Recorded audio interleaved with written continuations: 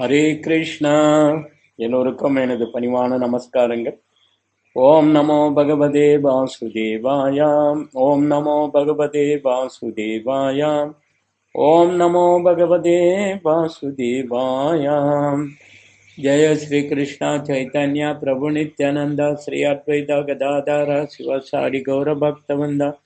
ஹரே கிருஷ்ணா கிருஷ்ணா கிருஷ்ணா ஹரே ஹரே, ஹரே ராம ராம ராம ஹரே ஹரே.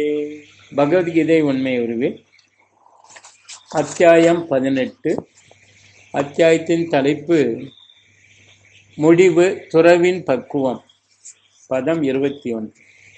மொழிபெயர்ப்பும் பொருளுரையும் வழங்கியவர் ஏசி பக்தி வேதாந்த சுவாமி ஸ்ரீல பிரபுபாதா, அகில உலக கிருஷ்ண பக்தி கழக ஸ்தாபக ஆச்சாரியார்.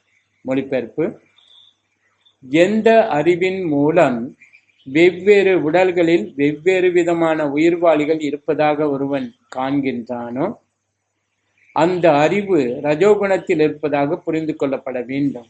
பொருளுரை: ஜட உடலே உயிர்வாளி என்றும் உடல் அழியும் போது உணர்வும் அளிக்கப்படுகிறது என்றும் கருதக்கூடிய அறிவு ரஜோகுணத்தின் அறிவு என்று அறியப்படுகின்றது. அந்த அறிவின்படி உணர்வுகள் பல வகைப்படும். அதன் வளர்ச்சிக்கு ஏற்ப ஓர் உடல் மற்றொரு உடலிருந்து வேறுபடுகிறது. உணர்வை தோற்றுவிக்கும் ஆத்மா என்று எதுவும் தனியாக கிடையாது. உடலே ஆத்மா. உடலுக்கு அப்பாற்பட்ட தனிப்பட்ட ஆத்மா எதுவும் கிடையாது. உணர்வு என்பது தற்காலிகமானது. இந்த உடலுக்கு அப்பாற்பட்டு விசேஷமான தனி நபரோ பரமாத்மாவோ யாரும் இல்லை. இதே அறிவை சார்ந்த வேறு சிலர் தனித்தனி ஆத்மாக்கள் கிடையாது என்றும், பூர்ண அறிவுடன் எங்கும் நிறைந்திருக்கும் ஒரு ஆத்மாவே உள்ளது என்றும், இந்த உடல் தற்காலிக அறியாமையின் தோற்றமே என்றும் கூறுகின்றனர். இத்தகைய கருத்துக்கள் அனைத்தும் ரஜோகணத்தின் படைப்புகளாக கருதப்படுகின்றன. பதம் 22.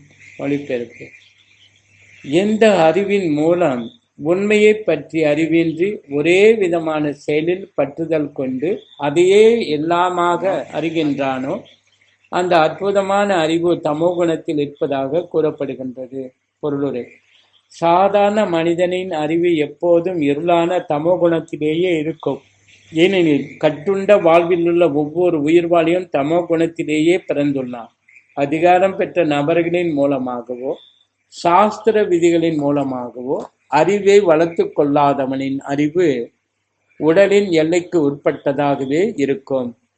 சாஸ்திர வழிகாட்டுதலின்படி செயல்படுவதில் அவனுக்கு அக்கறை இல்லை. அவனை பொறுத்தவரை பணமே கடவுள். மேலும் உடலின் தேவைகளை திருப்தி செய்வதே அறிவு. அத்தகைய அறிவிற்கும் பூர்ண உண்மைக்கும் எந்த தொடர்பும் இல்லை. அஃது ஏறக்குறைய சாதாரண மிருகங்களின் அறிவை போன்றது. உண்ணுதல், உறங்குதல், உடலுறவு கொள்ளுதல் மற்றும் தற்காத்து கொள்வதை பற்றிய அறிவு. அத்தகைய அறிவோ தமோகுணத்தின் படைப்பாக இங்கு விவரிக்கப்படுகின்றது. வேறு விதமாக கூறினால், உடலுக்கு அப்பாற்பட்ட ஆன்மீக ஆத்மாவை பற்றிய அறிவு சத்வகுணத்தின் அறிவு என்றும், பௌதிக நியாயத்தையும் அனுமானத்தையும் கொண்டு உருவாக்கப்படும் கொள்கைகள் ரஜோகுணத்தின் அறிவின் படைப்புகள் என்றும், உடலை வசதியாக வைப்பதை மட்டும் சிந்திக்கின்ற அறிவு தமோகுணத்தின் அறிவு என்றும் அறியப்படுகின்றன. பதம் 23. மொழிபெயர்ப்பு: எந்த ஒரு செயல் ஒழுங்குபடுத்தப்பட்டு பற்றின்றி விருப்பு வெறுப்பென்று பலனை எதிர்பார்க்காமல் செய்யப்படுகின்றதோ அது சத்வகுணத்தின் செயல் எனப்படுகிறது. பொருளுரை: பல்வேறு வர்ண மற்றும் ஆசிரமங்களுக்கு ஏற்ப சாஸ்திரங்களில் விதிக்கப்பட்டுள்ள ஒழுங்கப்பட்ட கடமைகள் உரிமை உணர்வும் பற்றுதலும் என்று செயல்படும் போது இயற்கையாக விருப்பு வெறுப்பற்றதாகி விடுகின்றன.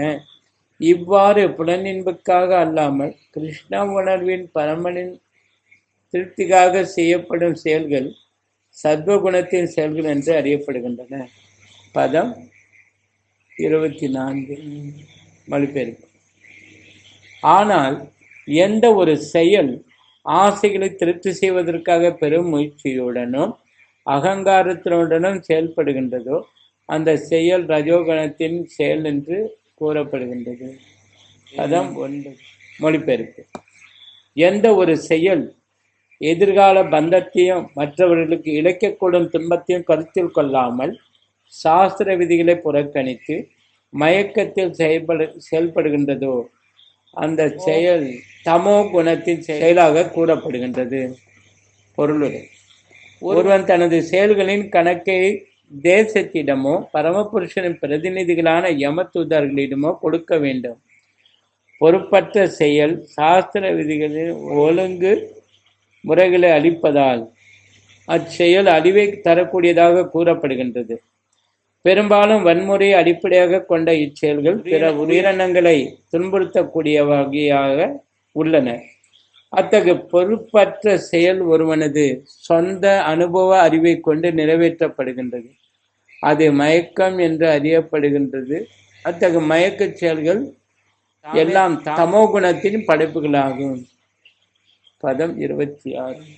மொழிபெயர்ப்பு: எவன் ஒருவன் இயற்கை குணங்களின் தொடர்பின்றி அகங்காரமின்றி உற்சாகம் மற்றும் மன உறுதியுடன் வெற்றி தோல்விகளை பொருட்படுத்தாது தனது கடமைகளை செய்கின்றானோ அத்தகைய செயலாளி சத்வகுணத்தில் இருப்பதாக கூறப்படுகிறது. கிருஷ்ணா உணர்வில் இருப்பவன் ஜட இயற்கையின் குணங்களுக்கு எப்போதும் அப்பாற்பட்டவன். அவனிடம் ஒப்படைக்கப்பட்ட செயலின் பலன்களை அவன் எதிர்பார்ப்பதில்லை. தான் மேற்கொள்ளும் சிரமத்தை பற்றி அவன் கவலைப்படுவதில்லை. எப்போதும் உற்சாகத்துடன் உள்ளான். வெற்றி தோல்விகளை பற்றியும் அவன் கவலைப்படுவதில்லை. இன்பத் துன்பங்களில் அவன் சமமாக உள்ளான். இவ்வாறு செயல்படுபவன் சத்வகுணத்தில் நிலை பெற்றுள்ளான். பதம் 27. மொழிபெயர்ப்பு: எவன் ஒருவன் தனது உழைப்பின் பலன்களில் பற்றுதல் கொண்டு அந்த பலன்களை அனுபவிக்க விரும்பி பேராசை கொண்டு எப்போதும் போராமையுடனும் தூய்மையின்றி இன்பத் துன்பங்களால் பாதிக்கப்படுகின்றானோ அத்தகைய செயலாளி ரஜோகுணத்தில் இருப்பதாக கூறப்படுகிறது. பொருளுரை: ஒரு குறிப்பிட்ட விதமான செயல் அல்லது அதன் பலனில் ஒருவன் அளவு கடந்த பற்றுதலுடன் இருப்பதற்கு காரணம் வீடு வாசல், மனைவி மக்கள் மற்றும் பௌதிக வாழ்வின் மீது அவன் கொண்டுள்ள அளவு கடந்த பற்றுதலே. இத்தகு மனிதனுக்கு வாழ்வின் உயர்நிலைக்கு ஏற்றம் பெறுவதில் ஆர்வமில்லை. இவ்வுலகினை எவ்வளவு முடியுமோ அந்த அளவுக்கு ஜட ரீதியில் வசதியாக வைப்பதை பற்றி மட்டுமே அவன் சிந்திக்கிறான். பொதுவாக மிகுந்த பேராசையிடம் இருக்கும் அவன் தன்னால் அடையப்படும் எதுவும் நிரந்தரமானது என்றும் அவற்றை ஒருபோதும் இழக்கப் போவதில்லை என்றும் எண்ணுகின்றான். எப்போதும் பிறரிடம் போராமை கொண்டுள்ள அத்தகைய நபர் புலனுகழ்ச்சிக்காக எந்த தவறையும் செய்ய தயாராக உள்ளார். எனவே அவன் தூய்மையற்றவனாக, தனது வருமானம் நேர்மையானதா இல்லையா என்பதை பற்றி கவலைப்பட்டவனாக உள்ளான். அவனது செயல் வெற்றி அடைந்தால் மிகுந்த மகிழ்ச்சியும், அச்செயல் தோல்வியுற்றால் மிகுந்த வருத்தமும் அடைகிறான். இதுவே ரஜோகுணத்தின் இருக்கும் செயலாளியின் தன்மைகள். பதம் 28. மொழிபெயர்ப்பு: எவனொருவன் சாஸ்திர விதிகளுக்கு எதிரான செயலில் எப்போதும் ஈடுபட்டு பௌதிகவாதியாக, பிடிவாதக்காரனாக, ஏமாற்றுபவனாக, பிறரை அவமதிப்பதில் நிபுணனாக, சோம்பேறியாக, எப்போதும் வருத்தம் தோய்ந்தவனாக மற்றும் காலம் தாழ்த்துவனாக உள்ளானோ அத்தகைய செயலாளி தமோ குணத்தில் இருப்பதாக கூறப்படுகிறது. பொருளுரை: எத்தகைய செயலை செய்ய வேண்டும், எத்தகைய செயலை செய்யக்கூடாது என்பதை சாஸ்திர விதிகளில் நாம் காண்கின்றோம். அத்தகைய விதிகளை பற்றி கவலைப்படாதவர்கள் செய்யக்கூடாத செயல்களில் ஈடுபடுகின்றனர். அந்நபர்கள் பெரும்பாலும் பௌதிகவாதிகள் ஆவர். அவர்கள் இயற்கையின் குணங்களுக்கு ஏற்ப செயல்படுகின்றனர், சாஸ்திர விதிகளின்படி அல்ல. அத்தகைய செயலாளிகள் கண்ணியமானவர்கள் அல்ல. பொதுவாக எப்போதும் கபடத்துடன் இருக்கும் அவர்கள் மற்றவர்களை அவமதிப்பதில் நிபுணர்கள். அவர்கள் பெரும் சோம்பேறிகள். அவர்களுக்கென்று சில கடமைகள் இருக்கும் போதிலும் அவற்றை முறையாக செய்வதில்லை. பிறகு செய்யலாம் என்று ஓரம் காட்டுகின்றனர். இதனால் அவர்கள் வருத்தம் தோய்ந்தபடி தோற்றமளிக்கின்றனர். அவர்கள் காலம் தாழ்த்துபவர்கள். ஒரு மணி நேரத்திற்குள் செய்யக்கூடியவற்றை வருடக்கணக்காக இழுத்தடிக்கின்றனர். அத்தகைய செயலாளிகள் தமோ குணத்தில் நிலை பெற்றவர்களாவர். श्रीमद् भगवद गीता की जय, श्रील प्रभुपाद की जय। गौर प्रमनंदे हरे हरि बोल।